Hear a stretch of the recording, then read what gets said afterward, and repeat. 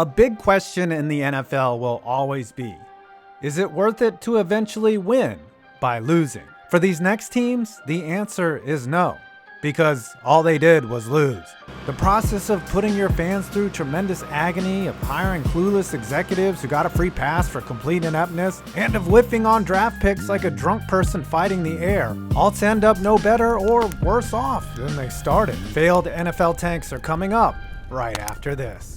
As the weirdest year ever comes to a close, we can all appreciate that some things never change, like family, the holidays, and gift giving. That's why I'm here to tell you about Raycon, the highest quality, most comfortable earbuds, all with the best noise isolating fit. No matter what you are doing, mowing the lawn or running from your problems, these bad boys stay in. And guess what? They come at a fraction of the cost of other premium wireless earbuds. That's a fact. Raycon was founded by Ray J, and Mike freaking Tyson wears them.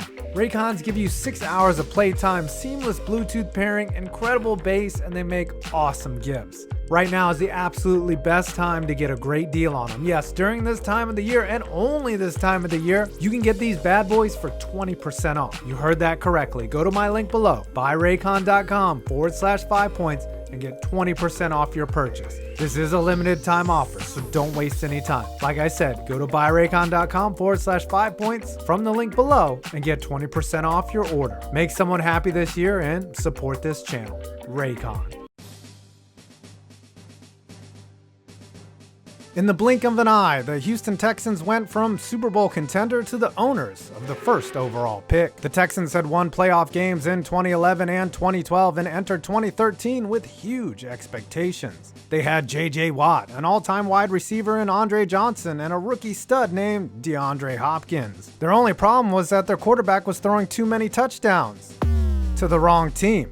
In 2013, Matt Schaub threw a pick-6 in 4 straight games, an NFL record. Despite starting 2-0, the Texans lost their next 12, fired head coach Gary Kubiak, and tanked their way to the #1 overall pick in the 2014 draft. In a pool that featured Khalil Mack, Mike Evans, Taylor Lewan, OBJ, and Aaron Donald, the Texans spent that first overall pick on Jadeveon Clowney. Throughout his time in Houston, Clowney occasionally flashed his uber talent, but always underachieved opposite J.J. Watt. New head coach Bill O'Brien made the playoffs in 2015, but he and his starting quarterback Brian Hoyer were crushed by the Chiefs. A little bit of more bottoming out in 2016 got them their best hope at a championship: Deshaun Watson. Although a potentially all-time rookie season was cut short due to injury, the Texans had settled on their best quarterback in franchise history, which, isn't saying much. Of course, the problem, as always for the Texans, was head coach /GM/dictator Bill O'Brien.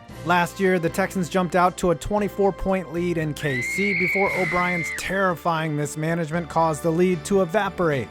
Maybe the quickest meltdown since Chernobyl. The Texans were bounced and responded in the offseason by trading their best player. Having offloaded Jadeveon Clowney the year before, O'Brien followed it up by dismantling a team that was in position to make a Super Bowl run, and he got just a second rounder, a rapidly aging David Johnson, and a bag of magic beans in return. After a horrible start in 2020, going winless through their first 4 games, O'Brien was fired and a puppet regime was installed. Back to tanking.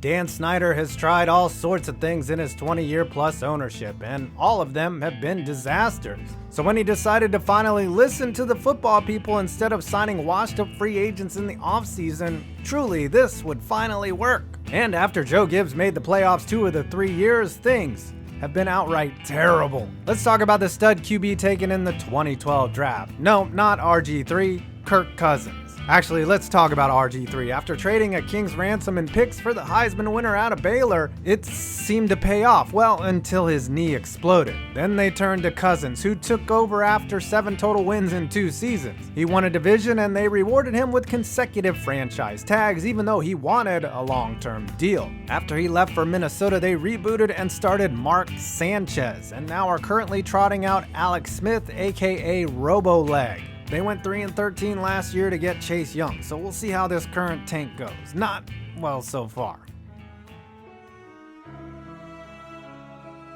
Where do you start with a team that's only made the playoffs 1 time since their Drew Carey sanctioned rebirth in 1999? It's hard to pinpoint one clear tanking season for the Browns because outside of their 2002 blip and a random 10-6 outburst from Derek Anderson, the Re-Browns have been gleefully riding the tank like Michael Dukakis. Instead of detailing a painful history of the Browns' entire existence, let me point you to where they could have changed their fortune. The 2014 draft.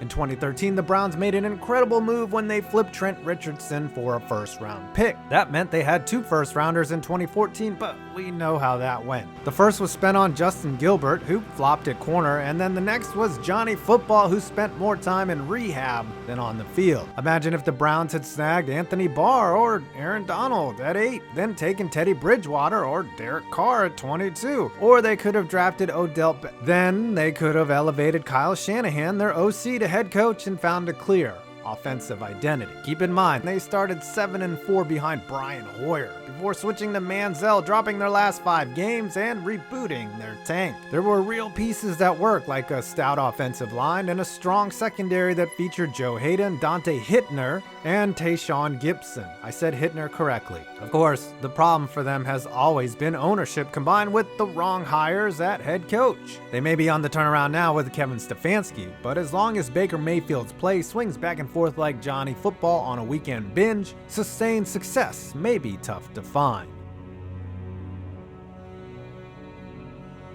You want to talk about brutal tanks that resulted in jack shit? Look no further than the Detroit Lions, whose model of ineptness is the perfect picture of what not to do. Following a 9-7 campaign in 2000, the Lions have served up 11 seasons of 6 wins or fewer, 15 losing seasons, and of course, an 0-16 campaign. All of that to bring in basically Matthew Stafford, Calvin Johnson, and Ndamukong Suh. Calvin retired because he saw through all the bullshit. Suh is kicked around from team to team, and Stafford has been put on Tank Island. Yes, they have had some upside, 3 playoff appearances, but all L's. You'd think a 105 and 198 record in a 19-year period would at least yield a playoff win, but nope, like drafting multiple first-round wide receiver busts, the tank is rolling on. When Peyton Manning underwent neck surgery before the 2011 season and missed all 16 games, it proved that he alone was worth about 10 wins. Cause without him, they finished 2-14, and they were lucky to get that. Behind the great Curtis Painter, the Colts exploded out of the gates to an 0-13 record, including a 62-7 barrage from the Saints. With Andrew Luck dangling as the clear-cut number 1 pick, hailed as the best QB prospect since, well, their last quarterback, the Colts sucked just enough for Luck. New GM Ryan Grigson nailed his first pick with Luck and found a great sleeper in the later rounds named T.Y. Hilton, but that was really it. The Colts made the playoffs the next 3 years, advancing further and further each year, but the team was being carried by Luck and not much else. The Colts had a championship-level quarterback, but had not put a championship roster around him. One of the most damning moves was trading a first-round pick for Browns running back Trent Richardson, whose field vision made Helen Keller wince. Luck was injured in 2015, and then the team dropped back down to earth, going 8-8 in 2 straight years before giving Grigson the axe. The team suffered another injury from Luck, costing him the 2017 season, but the Colts were building the best roster around him since his days at Stanford. Quentin Nelson anchored a superb offensive line, Marlon Mack thrived where Richardson failed, and Darius Leonard tied together a strong defense. The Colts looked like they were championship contenders, once again winning a playoff game in 2018, and all of a sudden those hopes came crashing down. Following a preseason game in 2019, Luck announced his shocking retirement. The Luck-era Colts were suddenly over. The one piece that made a dreadful 2011 worth it had never quite made good on the promise that he would become one of the greatest ever to do it. We'll see what Phillip Rivers does with this current team. And our number 1 tankers are...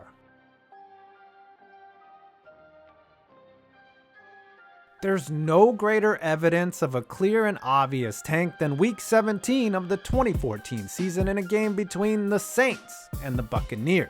All the 2-13 Bucs needed to do to secure the first overall pick was lose. The problem was that they led by 13 at halftime, so in order to get the QB they wanted, the Bucs unleashed the Panzer, pulling all their starters and pulled out a most thrilling defeat.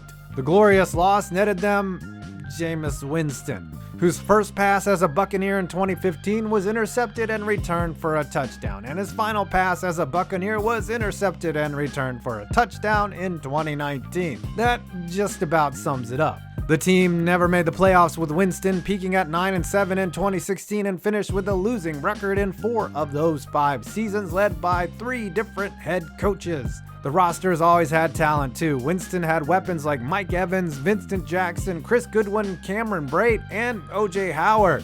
The bakery compiled impressive volume stats, leaving as the Bucs' all-time passing leader. The problem, we know, was that he couldn't hang on to the ball. In 70 starts, Winston threw 88 picks, including 30 in his legendary 30-for-30 season in 2019. The tank was clearly not worth it in the long run.